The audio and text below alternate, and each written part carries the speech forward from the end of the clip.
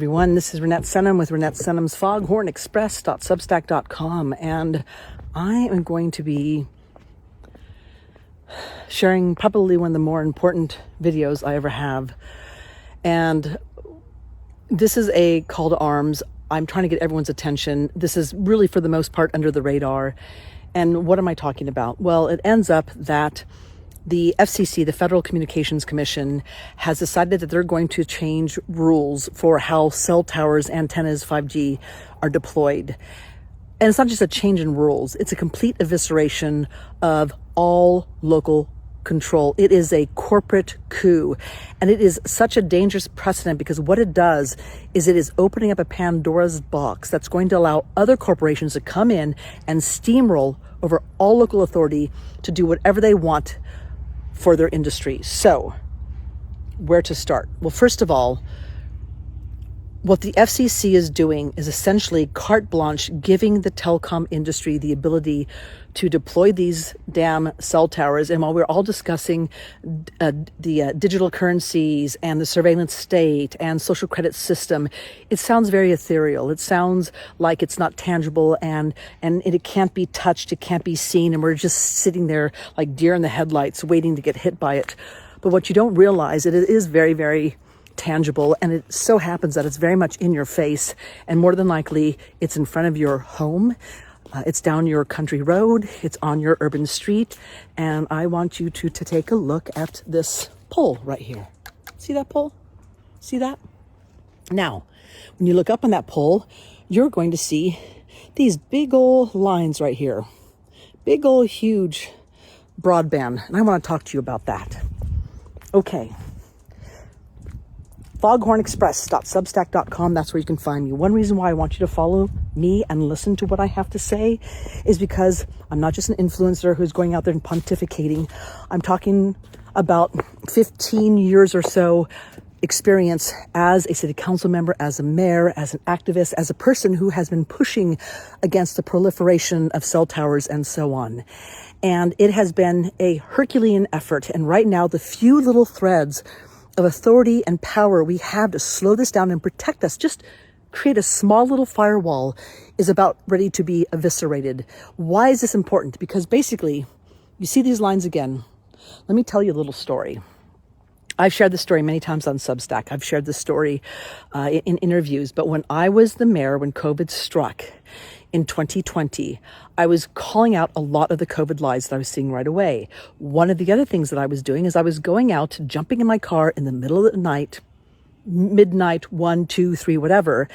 And very quickly, I began to see between 3 and 5:30, a whole slew, like a small army of utility trucks coming into Nevada City, in Grass Valley, and going out, and they were going from pole to pole to pole, and they were extending these lines all the way to the next pole. And by 5:30, it was done with. They would just disappear before rush hour would start. Well, it ends up they're doing this night after night after night after night.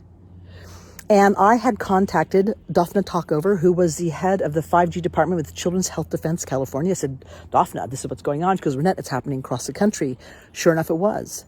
And then once the lockdowns were done, I started interviewing people around the world. Same thing happened to them. Massive cell tower, massive 5G rollout. Let me tell you, as a former elected official, in order for something like that to be initiated, it has to take years and years of preparation. We're talking coming up with the idea, laying out the plans, getting the approval, the budget, then hiring, training, buying, right? All the equipment, all the product, everything you need, the whole entire deployment, getting it all set up, ready to go for it to, bam, like that overnight, when we're all locked down, to begin.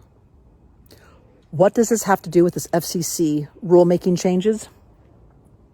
Folks, the digital currency, the biometric surveillance system, the social credit score, that digital cage we're talking about, this right here is the backbone. This was laid out while everybody was locked behind their doors, thinking that they were safe and nothing was happening. And now what's happening is this. The backbone of this digital cage, this is literally the framework of the digital cage is laid out. It's there. And now what the FCC is doing is such incredible evil hijinks. So the FCC, there should be 5 commissioners. There's only 2 right now. They have a third one they want to appoint, but they can't appoint that third one until the government reopens. Once the government reopens, at that point in time, they're going to appoint that commissioner. Then they're going to open up public comment for this FCC rule change. Now, let me tell you, the FCC commissioners are all insiders. They're telecom, executives. They've been through that turnstile over and over and over again. And the FCC is absolutely 100% a captured agency. And they are now going for local authority. So what are they doing? They're going to remove every single little semblance of protection and say and authority we've ever had over these years. And I'm talking, it's a tiny little thread of firewall for us. They're going to obliterate and remove all of it. So no public comment, no notification to you, the city or your county supervisors that these things are being installed, no review whatsoever, no setbacks for how and where, how high, no discussion about what they should look like, how many, how dense. All of that is going to be removed. And the one big thing that we always had in our favor was what's called gap in service. These telecoms, if they could not prove a gap in service, we could send them packing, and we did, and we have, and we continue to. And that is why the FCC, which is just nothing more than an extension, an arm of the telecom industry, they're literally removing all the little arguments we had to protect ourselves, and they're going to eviscerate all of it, including the gap in service. Why is this important? Well, right now, Children's Health Defense National, they have a petition they would like for you to sign. I will have the link below. And this is just to put your legislators on notice, like this is happening. They're going to destroy local control, local authority. No need to have county supervisors or city council members any longer, because every single industry out there can override them. That's how dangerous. This is literally a coup. So we need to notify our legislators that this is not okay and they have to stop it. Unlikely, but you got to do it. And you use that petition as a talking point. So when you're standing in the grocery line or you're at the bank or talking to your neighbors or at a potluck or whatever, the farmer's market, you talk about this FCC rule change, this proposal. And so what we do is we petition our legislators and say, not okay. Then when the government reopens, and maybe we'll be lucky and it won't reopen, I don't know. Once it reopens, then that means the FCC is going to get their third commissioner. That means they now have a quorum, which means they have enough commissioners to make a vote, and they're going to open the public comment for this FCC rule change. Once they do that, that is our time to actually make all of our comments and submit them. More than likely, the FCC, because they're industry friendly from the industry, are going to ignore what we have to say, but we still have to say it. We got to put it on the federal record. Once that happens, they'll probably approve it. And then what's going to happen is bigwig attorneys are going to go out there and they're going to take them to court. But what I was told by Scott McCullough, who is the telecom attorney for Children's Health Defense National, unlikely that the judge is going to give them a stay. What does that mean? What that means is while this is in court, while it's being battled out, it could be a few weeks, a few months, many, many months, I don't know. But while this is happening, what's going to happen is we're not going to get the stay, and that means the telecoms are absolutely able to go out there and start rolling out, just start ramrodding more antennas, more 5G, and from what Scott said, they want to have a 5G antenna every 750 feet.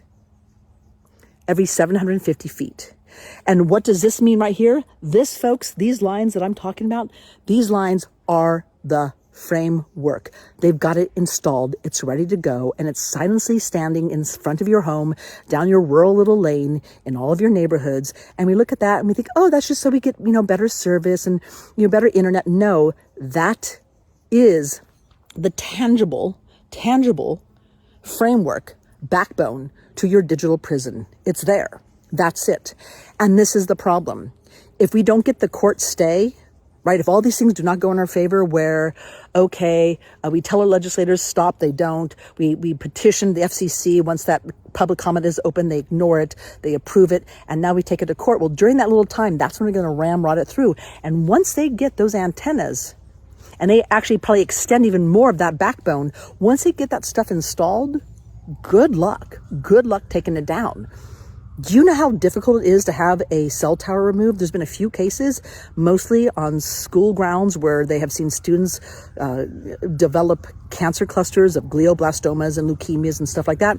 That sometimes is the few exceptions. But other than that, unless you want to cut those babies down, which I'm sure people will start doing, and there'll be some federal offense of 20 years and maximum security prison, that's what will happen. So it's now, folks, and this is it. It is tangible. The digital prison, the backbone is right there for all of you to see. It's there. It's ready to go. They locked us down for COVID for a multitude of reasons. And one was to silently, in the deep, darkest part of the night, while you're all in your deep REM sleep, to install this backbone quietly without you seeing it.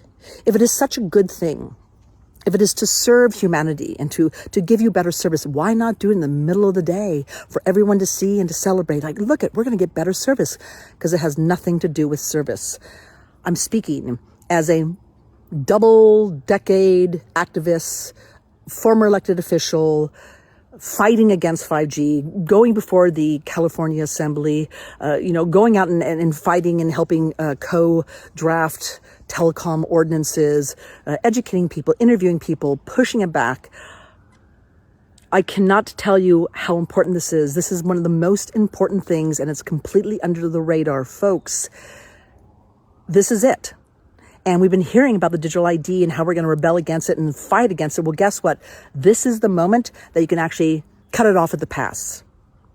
And if we don't cut it off the pass, it's going to be really, really hard to make it disappear once it's installed. And that's where we are, folks. And we're talking by January 2026. If this goes as we think it will, and the FCC commissioners, and again, we have to fight as hard as we can to stop it. But if they allow this to happen and they allow these rule changes, and it's a coup on community authority, local authority, then that means starting probably in January, they're going to start rolling it out. And when they start rolling it out, you're screwed. Because the problem is that this is all in their terms, and they've removed every single tiny little semblance you have and I have of protecting ourselves and having some say and control over our local authority and our future. And I'm literally saying, please share this with everybody. This is a call to arms. Wake people up, talk to everyone you know, educate them. I'll give you all the links you need below on my Substack, Renette Senums, foghornexpress.substack.com. I'll give updates. I'll give you the links, the petition, everything. But my God, folks, this is it. This is what they've been waiting for. They put the first leg in while we were locked down, and all they need to do now is just add the antennas, and we're toast. This is our last chance. Wherever you go, talk to everyone. Sign the petition demanding your legislators do not allow these FCC rule changes. When the time comes for public comment, overwhelm the FCC with responses. And if that doesn't work, check back with me at the Foghorn Express on Substack for Plan C.